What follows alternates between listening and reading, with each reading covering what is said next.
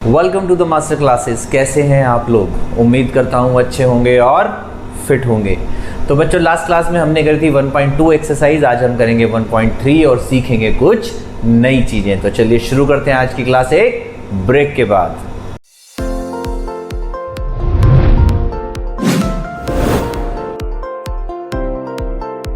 Welcome back. तो बच्चों, मैंने आपको फर्स्ट क्लास में बताया था कि रैशनल नंबर्स और इरेशनल नंबर्स क्या होते हैं। रैशनल नंबर्स कुछ ऐसे होते हैं जो p/q की फॉर्म में होते हैं, जो डिवाइड हो जाते हैं और एक आंसर आ जाता है, राइट। उनको बोलते हैं टर्मिनेटिंग। क्या बोलते हैं? टर्मिनेटिंग। मैंने बताया था पहले भी। जो डिवाइड होते हैं पर प्रॉपर सॉल्व नहीं होते, यानी कि वो डिवाइड होते ही चले जाएंगे, आंसर आएगा ही नहीं। उसमें भी दो केसेस होते हैं। एक कौन से होते हैं? जिसमें सेम आता है। जैसे हम 10 को 3 से डिवाइड करते हैं तो क्या आ जाएगा? 3.333333 आता ही जाएगा। क्या बोलते हैं उसको? Non terminating repeating. और तीसरे ऐसे होते हैं बच्चों जो डिवाइड भी नहीं होते प्रॉपरली और आंसर भी सेम नहीं आता, वो कुछ नंबर्स आते ही जाते हैं। उनको बोलते हैं नॉन टर्मिनेटिंग, नॉन रिपीटिंग। और ऐसे नंबर्स इर्रेशनल नंबर्स होते हैं, राइट।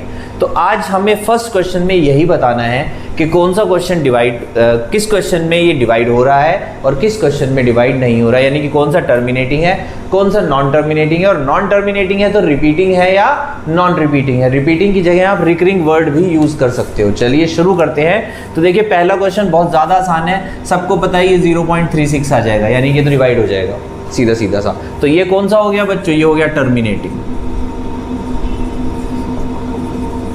राइट। सेकंड पे आ जाते हैं 1 डिवाइडेड बाई 11। अब हमें पता नहीं है तो हम करके देख लेते हैं। 1 यहाँ लिखेंगे, 11 यहाँ लिखेंगे, पॉइंट लगाएंगे, एक 0 लगाएंगे। अभी भी नहीं जा रहा, तो जिसको डिवीजन नहीं आती अच्छे से सीख लो। अब क्या करेंगे? एक और 0 लगाएंगे, फिर एक और 0 यहाँ पे आएगा। अब आ जाएगा 11 9 जा 99, नीचे 1 आ गया। ओके बच्चों, अब क्या हुआ? फिर से वही प्रॉब्लम, नहीं जा रहा तो क्या लगा देंगे? एक 0 लगा देंगे हम यहाँ पे। एक 0 तो लगा ही सकते हैं, अभी भी नहीं जा रहा। अब क्या करेंगे? फिर से एक 0 लगाएंगे, एक और 0 उतारेंगे, क्या आ जाएगा? फिर से 11 9 जा 99, फिर 1 बच गया। एक 0 तो आ ही सकती है क्योंकि एक तो हम उतारते थे ऊपर से, तो वो 0 तो आ सकती है, जितनी मर्जी उतार लो। नहीं जा रहा तो फिर से एक 0 लगाएंगे, फिर से 100। तो आप देखोगे कि ये 090909 आता जा रहा है, जिसको हम लिख सकते हैं बच्चों 0.09 पे बार। जो नंबर रिपीट होता है उस पे हम बार लगा लेते हैं। तो ये क्या हो गया? ये हो गया नॉन टर्मिनेटिंग। क्या हो गया बच्चों? ये खत्म नहीं होगा कभी, चलता रहेगा, तो नॉन टर्मिनेटिंग। लेकिन कौन सा है ये? रिपीटिंग। ओके बच्चों, चलिए थर्ड पार्ट को देखते हैं। 4 1/8, इसको क्या लिख सकते हैं हम? 32 और 1 33/8। अब इसको डिवाइड करके देख लेते हैं। चलिए, 8 4 जा 32, 1 कुछ नहीं है, पॉइंट लगा के एक 0 आ जाएगी। 8 1 जा 8 2, फिर से 0 उतार सकते हैं। 8 2 जा 16 4, एक 0 उतार सकते हैं। 8 5 जा 40। तो ये पूरा डिवाइड हो गया बच्चों। तो ये कौन सा हो गया? ये हो गया टर्मिनेटिंग। समझ में आया? इसको कर लो जल्दी से कॉपी। मिलते हैं बाकी के 3 पार्ट्स के साथ। हाँ जी बच्चों, क्वेश्चन नंबर 4 डिवाइड करेंगे। चलिए, पॉइंट लगाया, 0 आ गई। 13 2 26, 4 0, 13 3 39, 1 0 नहीं जाएगा तो एक और 0, देन नेक्स्ट 0, 13 7 91, 9 0, 13 6 78, 12 0, 13 9 117। लीजिए बच्चों, जो ऊपर था वही नीचे रिमाइंडर बच के आ गया, यानी अब फिर से वही कहानी शुरू हो जाएगी, यानी कि ये फिर से रिपीट होएगा पूरा नंबर। तो इसके बदले क्या आ रहा है? इसके बदले आ रहा है 0.23079 पे बार। आपको यहाँ तक चेक करना है अच्छे से। अगर चेक नहीं करोगे, सोचो आपने एक डिजिट कम चेक किया होता और आप इसको लिख देते नॉन टर्मिनेटिंग नॉन रिपीटिंग, तो आपका क्वेश्चन गलत हो जाता। तो ये क्या है? ये है नॉन टर्मिनेटिंग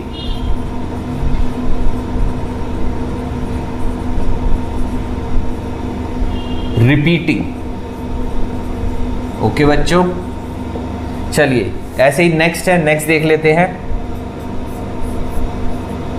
पॉइंट लगाया, 0 आ गई, 11 1 जा 11, 9, फिर से 0 आ गई, 11 8 जा 88, फिर से 2। तो जो ऊपर था, जो न्यूमरेटर था, जब वो रिमाइंडर बच जाता है बच्चों, तो समझ जाओ कि अब ये प्रोसेस रिपीट होने लग गया। यहाँ पे 2 से शुरू किया था, फिर से 2 आ गया, 2 से शुरू करना है, मींस प्रोसेस रिपीट होएगा। यानी कि इसका आंसर क्या आ गया? इसका आंसर आ गया 0.18 पे bar. Same, non terminating, repeating.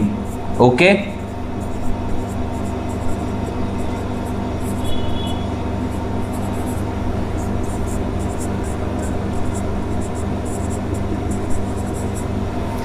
चलिए लास्ट पार्ट, 329 डिवाइडेड बाय 400। अब बच्चों इसको शॉर्ट में कर सकते हो आप, क्या करो 4 से करके देख लो, बाद में 2 0 खिसका देंगे। ओके, जैसे 100 से डिवाइड तो डेसिमल को प्लेस कर देंगे।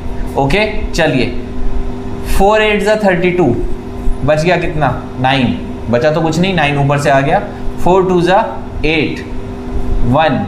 ओके बच्चों, पॉइंट लगाया, 0 आ गई, 4 2 जा फिर से 8, 2 आ गया, 1 को 0, 4 5 जा 20। तो आंसर कितना आएगा? ये आंसर नहीं है, आंसर आएगा इसका 0.8225। डेसिमल को 2 प्लेस लेफ्ट की तरफ ट्रांसफर कर दिया। ओके, तो 0.8225 क्या है? खत्म हो गया, खत्म हो गया मतलब टर्मिनेटिंग। ओके बच्चों, समझ में आ गया? तो ये था आपका पहला क्वेश्चन जो अब खत्म हो गया। जल्दी से कर लो कॉपी, मिलते हैं नेक्स्ट क्वेश्चन के साथ। बच्चों क्वेश्चन नंबर 2, इसमें आपको 1/7 की एक्सपेंशन दे रखी है, यानी कि जब डिवाइड करेंगे तो ये आ जाएगा। क्या है ये? Non terminating repeating. पर देखो कितने डिजिट्स के बाद आ रहा है, तो आपको काफ़ी आगे तक चेक करना है। जब भी चेक करना है, वो कह रहे हैं क्या आप 2/7 की 3/7 की वैल्यू निकाल सकते हो, ये पूछ रहे हैं। तो बच्चों 2 तरीके हैं, एक तो इनको डिवाइड करो और आंसर आएगा, जैसे अभी हमने पिछले क्वेश्चन में करा। या दूसरा तरीका क्या है, 2/7 को क्या लिख सकते हैं हम? 2 × 1/7 लिख सकते हैं कि नहीं लिख सकते? लिख सकते हैं ना, तो कर देते हैं 2 × 0.142857 पे बार। तो आंसर भी ऐसे ही आ जाएगा, क्या आ जाएगा? 2 7 × 14, 2 5 × 10 और 1 11, 16 और 1 17, 4 और 1 5, 4 2 × 8, 2 0 पॉइंट। लो जी, इतना ही आसान है। तो 3 के लिए क्या करेंगे? 3 के लिए फिर ऐसे कर देंगे, 3 × 1/7 यानी कि 3 × 0.142857 पे बार। ऐसे 4 के लिए, 5 के लिए, 6 के लिए, जितने मर्जी के लिए करते रहो, आंसर यही आएगा। ओके, बात समझ में आ गई? आई होप समझ आ गई होगी। इसको कर लो कॉपी और फटाफट से खुद से सॉल्व कर लेना, प्रैक्टिस हो जाएगी बच्चों। थोड़ा काम तो खुद भी करोगे ना। हाँ जी बच्चों, क्वेश्चन नंबर 3 पार्ट 1 वो कह रहा है, ये एक एक्सप्रेशन है, समझ लीजिए। ओके, इसको P/Q की फॉर्म में लिखना है। किस फॉर्म में लिखना है? P/Q की फॉर्म में, where P and Q are integers and Q is not equal to 0। ये क्वेश्चन में लिखा हुआ है। ओके बच्चों, देखिए कैसे करेंगे। हम इसको मान लेते हैं x इज इक्वल टू 0.6 पे बार। बच्चों इसका मतलब क्या होता है? इसका मतलब होता है 0.6666 और ये चलता जाएगा। Right, got it. चलिए अब हमें इसको P/Q की फॉर्म में लाना है। ये किसका डिवीजन है? देखिए हम क्या करेंगे, हमने ध्यान क्या देना है बच्चों इसमें कि आपको एक डेसिमल यहाँ खिसकाना है बस। ओके, एक और, तो क्या करेंगे? Multiply by 10।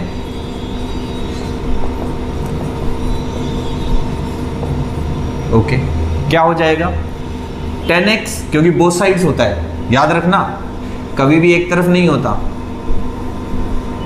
ठीक है, और यहां पे क्या आ जाएगा? जब हम इसको एक 10 से मल्टीप्लाई करेंगे तो एक डेसिमल इस साइड शिफ्ट हो जाएगा, तो आ जाएगा 6.6666 एंड सो ऑन। इसको मान लेते हैं फर्स्ट, इसको सेकंड में से हम फर्स्ट को माइनस कर देंगे। और ये हम क्यों कर रहे हैं? ये हमारा मेन पर्पस है कि डेसिमल के बाद की जितनी भी डिजिट्स हैं वो सारे गायब हो जाए। तो क्या हो जाएगा? 10x माइनस x, और ये क्या हो जाएगा? 6.6 पे बार माइनस 0.6 पे बार। अब देखिए डेसिमल के बाद 6 के बार है, डेसिमल के बाद 6 पे बार है, यानी कि जब माइनस करेंगे तो सारे 6 में से सारे 6 माइनस हो जाएंगे और ये बच जाएगा बच्चों 6 और ये बच जाएगा 9x। बात समझ में आ गई? क्योंकि अगर आप ऐसे देखें 6 तो सेम नंबर जब होता है तो 0 और 6 में से 0 गए तो 6, तो 6 आ गया, तो ये 6 आ गया। और x कितना आ गया बच्चों? 6/9। इसको आप काट सकते हो 3 से, तो 2/3। ये आ गया आपका आंसर। तो हमने इसको P बाई क्यू की फॉर्म में लिख दिया, where P and Q are integers and Q is not equal to 0। I hope समझ आ गया होगा। हाँ जी बच्चों, नेक्स्ट क्वेश्चन। इसमें एक छोटा सा फर्क है, देखिए 4 7 तो है लेकिन बार सिर्फ 7 पे है, which means this is equal to 0.477777 and so on. बात समझ में आ गई? इसमें थोड़ा सा घुमा के ट्रिक लगानी है। कैसे लगाएंगे? हमने मान लिया x इज इक्वल टू 0.47 पे बार। अब बच्चों एक बार तो जितने भी डिजिट्स होते हैं उतने से मल्टीप्लाई करते हैं ताकि डेसिमल यहाँ आ जाए, राइट? देखिए कितने से करेंगे? अब यहाँ पे 2 हैं तो 100 से करेंगे, तो ये हो जाएगा 100x इज इक्वल टू 47.7 पे बार। अब आप देखिए अगर हम इसको माइनस करते हैं तो ये माइनस नहीं होगा क्योंकि डेसिमल के बाद यहाँ 47 है और यहाँ डेसिमल के बाद सिर्फ 7 है। बात समझ में आ गई? तो इसका माइनस होना थोड़ा सा मुश्किल है, तो हम क्या करेंगे, इसको एक बार 10 से और कर देते हैं, तो ये आ जाएगा 10x इज इक्वल टू 4.7 पे बार। बात समझ में आ गई? डेसिमल यहाँ से यहाँ आ गया। अब डेसिमल के बाद सिर्फ क्या है, 7 पे बार। हमें डेसिमल के बाद सेम बनाना होता है, ये याद रखना। यानी कि डेसिमल के बाद वाला जो पार्ट है वो सारा का सारा सेम होना चाहिए। जब तक वो सेम नहीं आ रहा तब तक काम खराब है। तो एक बार तो जितने भी डिजिट्स हैं उससे कर दो, यानी कि 2 डिजिट्स है तो 100 से कर दो। और क्योंकि अब डेसिमल के बाद सेम नहीं था तो सेम बनाने के लिए हमने 10 से और कर दिया। अब माइनस कर दो, इसको 1 मान लो, इसको 2 मान लो। 1 माइनस 2 क्या आ जाएगा? 100x minus 10x is equal to 47.7 bar minus 4.7 bar. ये आ जाएगा बच्चों 90x। 0.7 ये सारा गया, 47 में से 4 गए तो बच गया बच्चों 43। तो x is equal to 43/90। I hope आपको अच्छे से समझ आ गया होगा। जल्दी से कर लो कॉपी, मिलते हैं नेक्स्ट पार्ट के साथ।